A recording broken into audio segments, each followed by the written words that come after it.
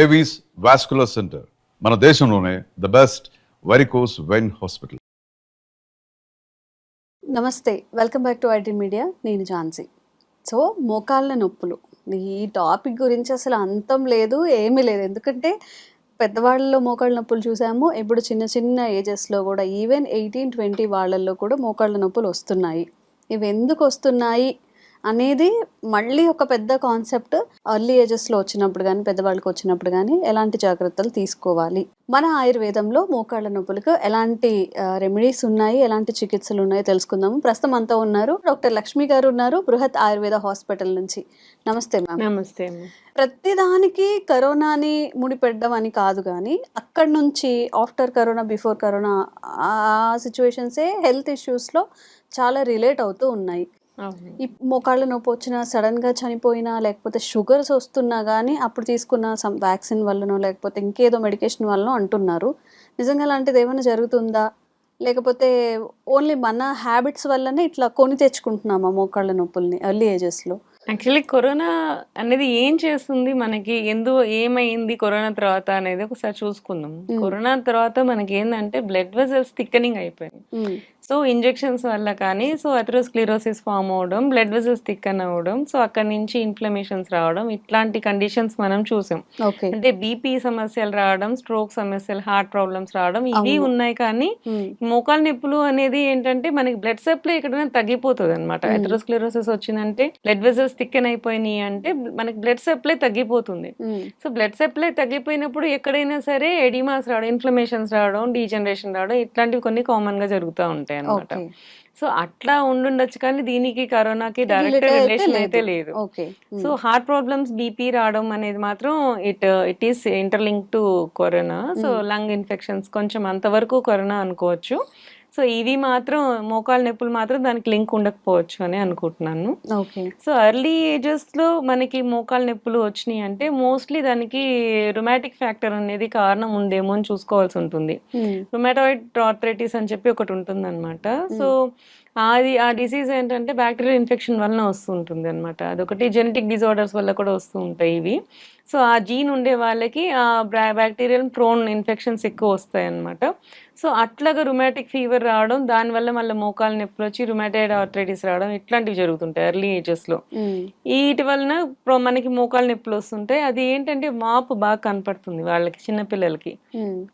ఒక 20-25 years వాళ్ళకి కాళ్ళు వాపు, రెడ్నెస్ కనపడడం, చెయ్యి మనం పెడితే కూడా ఫీవర్ మనకి వచ్చినప్పుడు ఎలా ఉంటుందో అలాంటి వేడిగా అనిపిస్తుంది జాయింట్ దగ్గర కూడా. సో అట్లాంటివి ఉన్నప్పుడు అదే ఒకటి. ఇంకొకటి కాజ్ ఏంటంటే చిన్న పిల్లల్లోనే ఆర్థరైటిస్ రావడానికి కారణం ఏంటంటే gouty arthritis. So gouty arthritis ఏంటంటే ఎక్కువ ఆల్కహాల్, హై ప్రోటీన్ రిచ్ తీసుకోవడం. జనరల్ గా ఆల్కహాల్ తీసుకున్నప్పుడు రెడ్ మీట్స్ ఎక్కువ తీసుకుంటూ ఉంటారు, మీట్ ఎక్కువ తీసుకుంటూ ఉంటారు.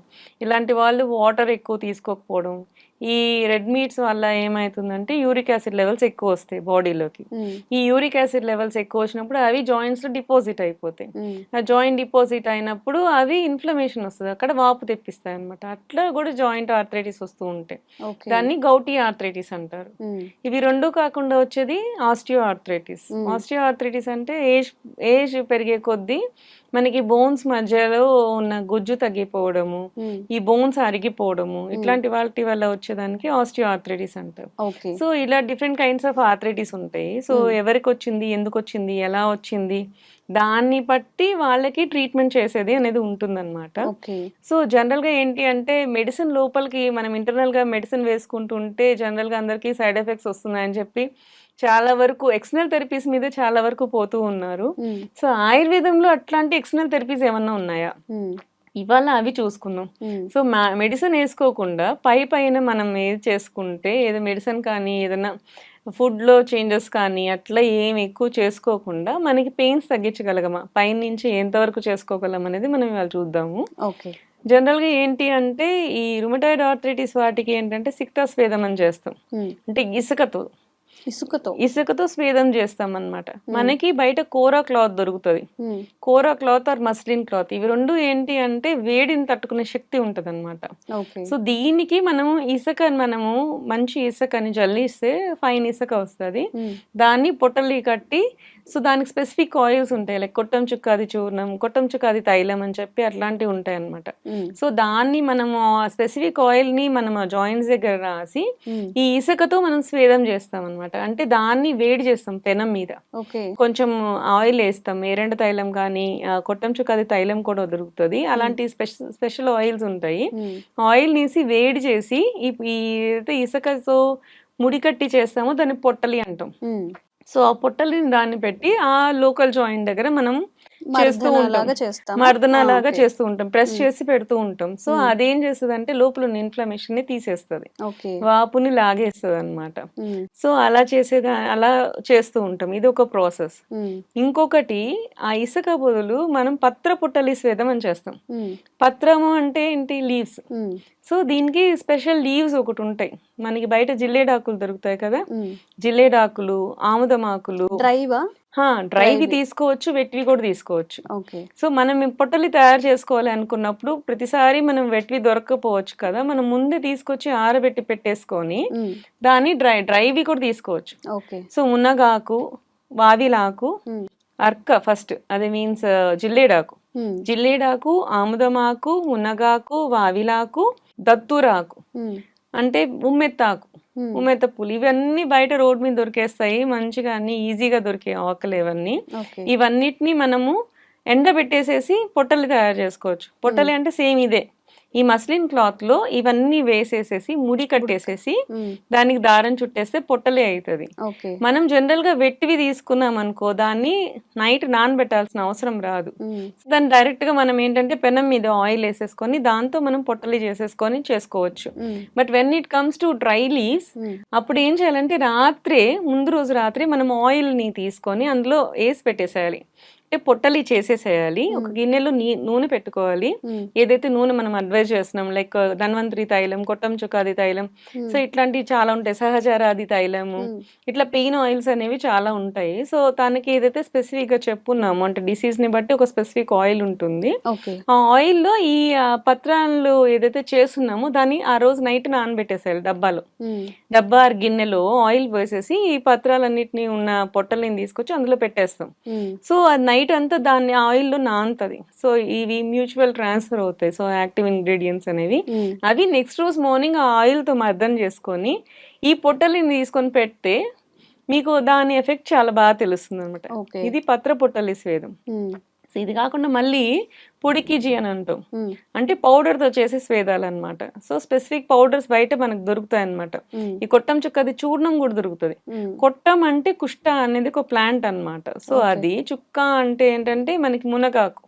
సో వీటికి మళ్ళీ వేరే వేరే డ్రగ్స్ ఉంటాయి అనమాట. ఆ డ్రగ్స్, ఆ వావిలాకులు పౌడర్, ఇవన్నీ పౌడర్ ఫామ్ లో చేసి ఇస్తారు, అది పొడికిజీ. సో దాన్ని తీసుకొని మనకి జాయింట్స్ ఎక్కడైతే పెయిన్స్ ఉన్నాయో వాటికి చేసేది పొడికిజీ అనమాట. సో దాన్ని పెట్టి చేసుకుంటుంటే వాళ్ళకి తగ్గుతూ ఉంటది అనమాట. సో ఇట్లాంటి రకరకాలు ఉంటాయి.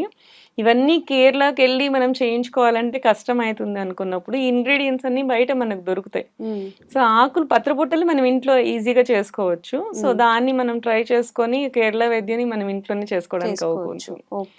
సో మీకు మంచిగా రిలీఫ్ కూడా వస్తుంది, పెయిన్ ఇన్స్టెంట్ గా తగ్గుతుంది, ఇంటర్నల్ గా తీసుకోకుండా మీకు మజిల్ రిలాక్స్ అవుతుంది. కొంతమందికి ఏంటంటే జాయింట్ బిగుసుకుపోయి మూవ్మెంట్ కూడా రాదు.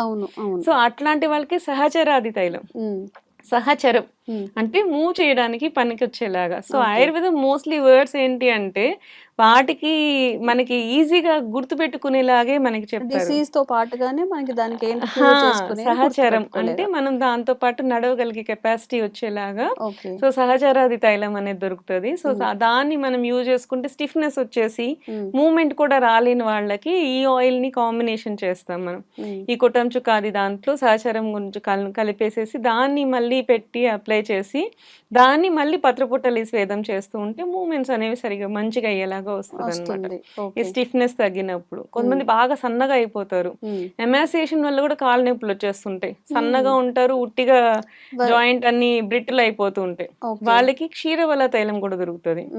సో పేషెంట్ ని బట్టి మనం ఆయిల్ మారుతుంది, మనం వేసే పత్రపొట్టలియా లేకపోతే ఇది పొడికిజీనా ఏది అనేది చూసి దాన్ని బట్టి మనం కీల టైప్ ఆఫ్ ట్రీట్మెంట్స్ మనం చేస్తూ ఉంటాం మనం తీసుకోవచ్చు. హాస్పిటల్స్ లో. మ్మ్. సో వాళ్ళకి ఏంటంటే ఒకసారి అడ్వైస్ చేసుకుని మేము వచ్చి చేసుకోలేము అనుకున్నప్పుడు ఒకసారి డాక్టర్ అడ్వైస్ తీసుకొని ఏ ఆయిల్స్ అనేది మనం సెట్ చేసుకుంటే మ్మ్. ఇంట్లోనే హ్యాపీగా మీరు కూడా ట్రీట్మెంట్ తీసుకోవచ్చు, మీకు మీరు చేసుకోవచ్చు. ఇది ఓన్లీ ఈ కీళ్ళ నొప్పులు కాకుండా ఇట్లా బ్యాక్ పెయిన్స్ కి కూడా use బ్యాక్ చేస్తారు పెయిన్స్ కి కదా వస్తుంది, ma'am? ఈ నెక్ పొట్టలి. వచ్చి పొట్టలు ఇలా అన్ని దగ్గరలో యూజ్ చేయొచ్చు. కొన్ని నెక్ పెయిన్స్ వస్తుంటాయి, మ్మ్. నెక్ పెయిన్స్ వచ్చి హ్యాండ్ మూవ్మెంట్ చేయలేకపోతూ ఉంటారు, అట్లాంటి వాళ్ళకి కూడా వస్తుంది. అట్లాంటి Okay. వాళ్ళకి కూడా మ్మ్. సేమ్ ఇట్లానే ఆయిల్స్ ఉంటాయి కదా, మూమెంట్స్ లేనప్పుడు సహచర తైలము, వాపులు ఉన్నప్పుడు కొట్టం చుక్కాది తైలము.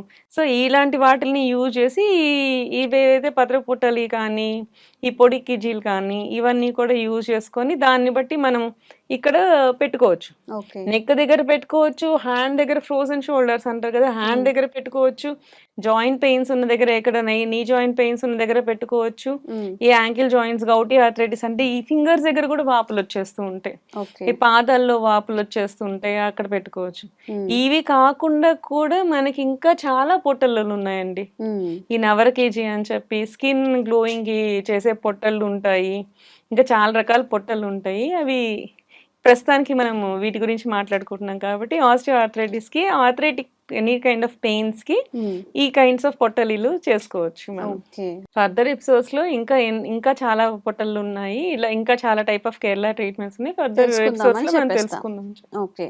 సో మోకాళ్ళ నొప్పులకి మాత్రమే కాదు, ఫర్దర్గా మనకి ఎలాంటి బాడీ పెయిన్స్ ఉన్నా కానీ బ్యూటీ రిలేటెడ్ కూడా ఉంటాయి, అవన్నీ కూడా తెలుసుకుందాము. మీకు ఎలాంటి ఆరోగ్య సమస్యలు ఉన్నా కూడా కామెంట్స్ రూపంలో తెలియజేయండి, తప్పకుండా వీడియో చేస్తాము. Thank you ma'am. Thank you. And for more videos, Please subscribe to iDream. Please subscribe to iDream. Please subscribe iDream. And please subscribe to iDream. For more videos, subscribe to iDream. please like, share, and subscribe to the channel. Congratulations, iDream. Subscribe to iDream. Subscribe to iDream. So subscribe to iDream Media. iDream ki iDream team అందరికి huge congratulations. Please subscribe iDream Media. Please subscribe to iDream. Subscribe iDream. Please subscribe to iDream. iDream అంటే నా కళల channel subscribe చేసుకున్న నోరు తిరుగుతలేదు, మీరైతే గంట గుర్తు కొట్టండి. For more such videos, please subscribe to iDream. Subscribe to iDream. Please subscribe to iDream. Please subscribe iDream Media. Please do subscribe to iDream. Please subscribe to iDream Media. For best entertainment and information, please subscribe iDream. And don't forget to subscribe to iDream.